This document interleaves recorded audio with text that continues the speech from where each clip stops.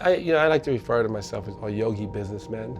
Simple ideas that we can spread, and as part of promoting a greater collective consciousness, you do things yourself that matter and then spills out into the world. My name is Eddie Stern. I'm a yoga instructor. Stretch the arm. If I see a place where yoga would be helpful and someone invites me to do something, I say yes. That's all there is to it.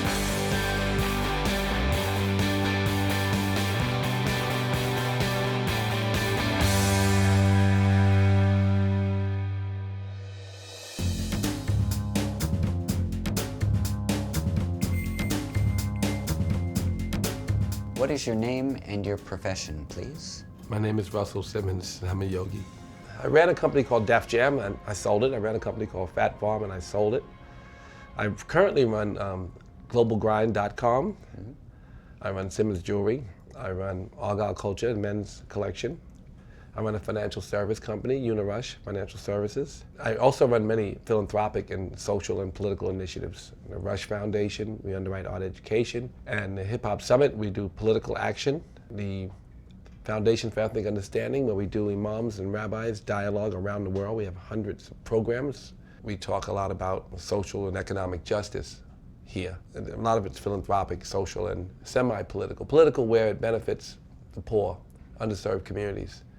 I think that our system is imbalanced and there's a disconnect, and we need to be more connected as a society. And so I work to provide bridges and promote that kind of connection that I think is critical in any society. So your office really acts as like an umbrella for what the concerns of the modern, globally concerned yogi should be.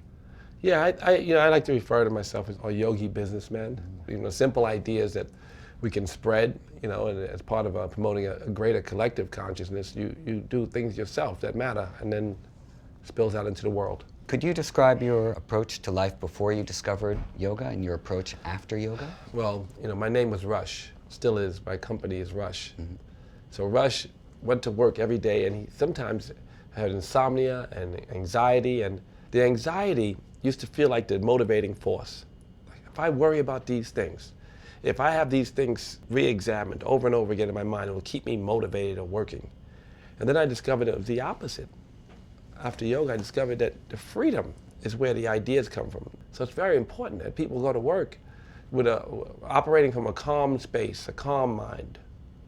And that was what I learned, that a calm mind, when the fluctuations are still, then you can see new ideas and you can envision the world becomes a movie. You get to play your role in that world, where it's not a movie happening to you and you're an extra. You're the lead, you decide your role. So then you can rethink or think properly about everything. Make choices because you become the watcher. The yogi is the watcher. So the intention is to get to a space where you smile and breathe in every pose. Back to the same idea. So this is the intention. This is why we do yoga, so we can have more chances and meditate. Obviously, those two things go hand in hand. Meditation is part of the 8 parts of yoga. So you meditate, or you moving meditation, physical yoga, because you want to watch the world. And then as good watchers, we watch the physical do things in the world that are productive and good and inspired, as opposed to things that are pushed by anxiety and fear and other motivational forces. What inspires you to practice? It started because there was so many pretty girls in class. I thought it was funny that I'd go to class. It was me, my buddy Bobby Shriver. It was 2 gay guys, who were not interested in the girls. Probably between 60 and 70 beautiful girls. So I went to class. It was about 20 years ago. I was like, oh my goodness, I love yoga. And then by the end of the class, my first teacher's named Steve Ross. Steve played loud rap music. He had been a monk himself. He's a raw Buddhist for now 40 years. He's a very dedicated yogi. But still, if you go to Santa Monica or to Brentwood, to his Maha Yoga, loud music, a lot of fun, almost no discussion of yoga. The idea that he exudes yoga. So he had a very special practice. He was my first teacher. One day he gave me a copy of the Yoga Sutras, and slowly he inspired. I met Eckhart Tolle living in his backyard. Eckhart was living in Steve's backyard, and he gave me the book, The Power of Now, which was really one of the first times I understood yoga. In other words, yoga shita priti nirodha, this idea that yoga happens when the mind is still. I got it, but I didn't get it. When Eckhart Tolle said a car crash, the first time I really heard a car crash, things moving slow. He described it when you're in an accident, things move slow maybe, or maybe you're shocked into presence.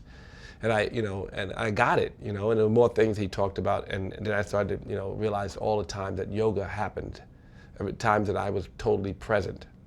And I know that that was what I'm chasing in all my poses, in all my practice. I shouldn't say chasing, but trying to allow it to happen. That freedom to see the world moving in real time or slow motion. And Steve introduced me to Eckhart. I gave Oprah that book. Wow. Yeah, so Steve plays loud rap music and almost never discusses it. But he himself, his dedication, his conviction, and what he exudes, it spreads everywhere. So for someone who hasn't practiced yoga before, how would you describe to them what the benefits, physical first and then mental after, would be? People glow. That's the physical benefit. Freedom. The idea, if you practice yoga and if you actually go through each pose and you try to smile and breathe, and if you try to get the alignment, it takes your mind to a more still place. And then you get this benefit from being surrounded by people who are chasing yoga or also looking for yoga.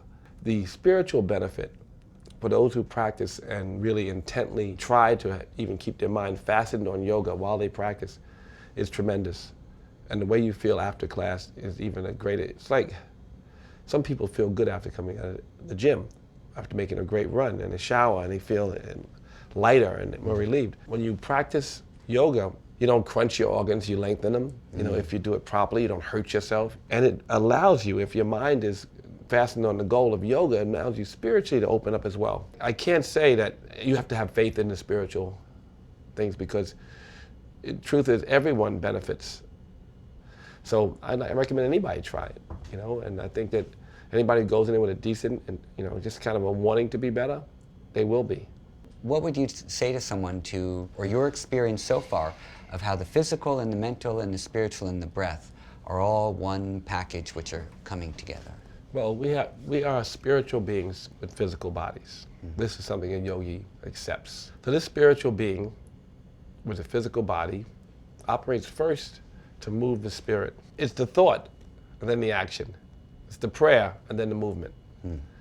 Not the movement and then the prayer. How has yoga influenced your approach to doing business? Yeah, no, I think it's important to talk about with yoga and business. Good.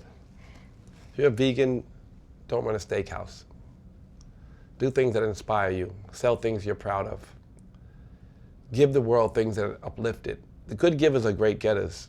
What you give matters, because if you give something that you're not proud of, there's a karmic effect. Not to scare you, not hell, just a karmic effect. So we want to give things that inspire us, that lift us up. And as a gift to others, we're then lifting them up, and the cycle of giving goodness back and forth between you and the universe is free, not clogged. That's what a yogi businessman has to think. If he wants to really achieve yoga through business, and business can be part of his practice, then he has to take these basic, simple truths to heart.